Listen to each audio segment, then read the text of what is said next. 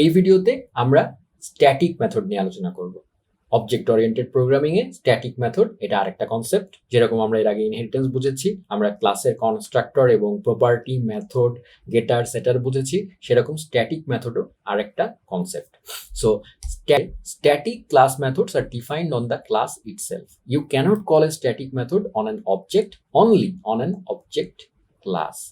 মানে দেখেন, static method নিয়মটা হচ্ছে যেমন নর্মাল একটা ফাংশন, হ্যাঁ, হ্যালো, তার আগে জাস্ট স্ট্যাটিক কিওয়ার্ডটা ব্যবহার করতে হবে, ঠিক আছে? তাহলে এটা স্ট্যাটিক মেথড হয়ে যাবে। সে যেটা বলছে, you can call hello on the car class, মানে আপনার যে কার ক্লাসটা আছে, এই যে কার, CAR বড় হাতের, ঠিক আছে, আপনি যদি এই হ্যালোটাকে কল করতে চান, আপনাকে এই কার ডট হ্যালো কল করতে হবে। মানে আমরা যখন এই ক্ষেত্রে আমাদের এই এক্সাম্পলে, যেমন আমরা যখন এই শো মেথডটাকে কল করেছিলাম, তখন কিন্তু আমরা একটা রিয়েল অবজেক্ট বানিয়ে নিয়ে সেই অবজেক্টটা দিয়ে আমরা এই শো মেথডটাকে কল করেছিলাম। কিন্তু শো মেথডটা যদি একটা স্ট্যাটিক মেথড হয়, এরকম হয়, তাহলে নিয়ম হচ্ছে আমি এটাকে এই অবজেক্ট দিয়ে করতে পারবো না, এটা শুধুমাত্র এই ক্লাস দিয়েই কল করতে হবে। মানে তখন আমাকে শুধুমাত্র এটাকে কল করতে হবে তখন মডেল ডট শো হিসাবে। ক্লিয়ার? এটা হচ্ছে প্রথম ডিফারেন্স। আচ্ছা, সেটাই এখানে বলা হয়েছে। If you want to use the my car object inside the static method, you can send it as a parameter. মানে আপনি যদি চান যে আপনি যদি এই স্ট্যাটিক মেথডটাকে মাই কার অবজেক্ট মানে দিয়ে কল করাতে চান, তাহলে আপনাকে যেটা করতে হবে, এই ক্লাস দিয়েই তাকে কল করাতে হবে। যেমন এখানে করেছে দেখেন, কার ডট হ্যালো, প্যারামিটার হিসাবে আপনি চাইলে এই আপনার ক্রিয়েট করা অবজেক্টটাকে পাঠিয়ে দিতে পারেন। যখন আপনি পাঠিয়ে দিবেন তখন এটা এক্স হিসাবে রিসিভ হবে। সো তখন যেহেতু এটা এক্স হিসাবে রিসিভ হয়েছে, তখন আপনি এক্স ডট এই যে তার যে নেম প্রপার্টি, সেটা আপনি অ্যাসাইন করতে পারবেন, কারণ নেমটা আগের লাইনে নিউ কার করার সময় কনস্ট্রাক্টর দিয়ে সেট হয়ে গেছে। সো আপনাদের মনে প্রশ্ন আসতে পারে যে তাহলে স্ট্যাটিক মেথডটা করে লাভ কি? স্ট্যাটিক মেথডটা করে এটাই লাভ হলো যে স্ট্যাটিক মেথড যদি আপনার এমন কিছু অ্যাসিস্ট্যান্ট ফাংশনের প্রয়োজন হয়, যে ফাংশনগুলো আপনি অবজেক্ট ক্রিয়েট না করেই আপনাকে ব্যবহার করতে হবে। যেমন ধরেন, আমি যদি এখানে বলি এই যে শো মেথডটা, এই মেথডটা কিন্তু আমি একটা অবজেক্ট ক্রিয়েট না করে ব্যবহার করতে পারছি না।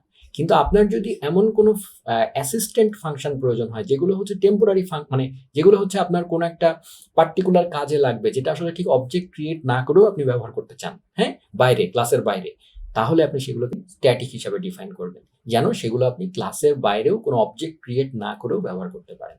ঠিক আছে? সো এটাই হচ্ছে স্ট্যাটিক মেথডের কনসেপ্ট। সো আশা করি একদম সিম্পল, কিন্তু কঠিন কিছু না। সো অবজেক্ট ওরিয়েন্টেড প্রোগ্রামিং নিয়ে অনেক ভীতি কাজ করে, বাট এই যে ছোট ছোট ফাউন্ডেশন, তো বিগিনার সিরিজ, আমরা এটাতে ফাউন্ডেশনগুলো বুঝছি, আমরা কোনটার সাথে কোনটার ডিফারেন্স কি, কেন কোনটা ব্যবহার করা হয়, এগুলোই আইডিয়া নিচ্ছি। সো এটাকে চাইল্ডিশ ওয়েতেই এভাবেই শিখুন। এইভাবে চিন্তা করবেন না, বেশি চিন্তা করতে যাবেন না।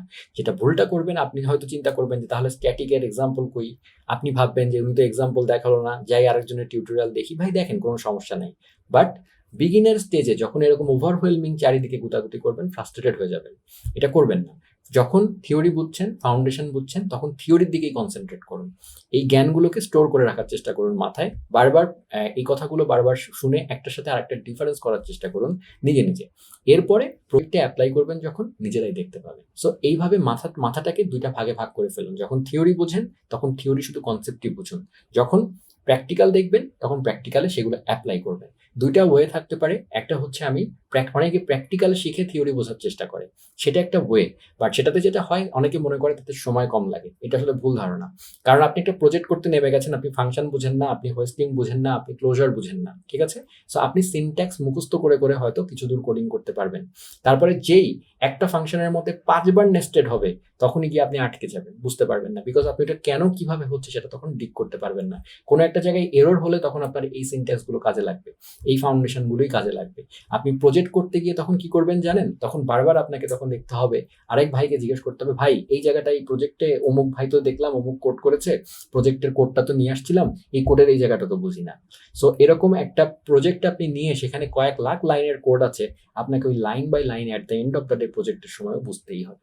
ঠিক আছে? সো সেটাই আমি বলছি। কিন্তু আপনি যদি আগে এই কনসেপ্টগুলোকে বুঝে নেন, তারপরে যখন প্রজেক্ট করতে যাবেন তখন দেখবেন আপনার জন্য সহজ হবে। ইনফ্যাক্ট আমি এই টিউটোরিয়াল সিরিজের এন্ডে আপনাদের দুঃখিত হওয়ার কোনো কারণ নাই। আমি এই টিউটোরিয়াল সিরিজের এন্ডে কিছু প্রজেক্ট করে দেখাবো, তখন একটু ধৈর্য ধরুন, পাগল হবেন না।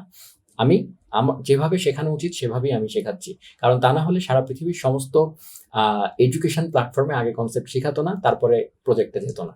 সবাই আগে একটু কনসেপ্ট দিয়ে নেয়, তারপরে প্রজেক্টে যায়। সো আমরা আসলে সেইভাবেই যাচ্ছি, এবং আমার উপর বিশ্বাস রাখুন, আশা করি এই ধারণাগুলো আপনাদের কাজে লাগবে যারা এইভাবে ফলো করছেন। ঠিক আছে? সো এটাই আপনাদের জন্য বেস্ট উইশেস থাকবে। সো লার্নিং প্রসেসটা এখন এইভাবেই কন্টিনিউ করুন।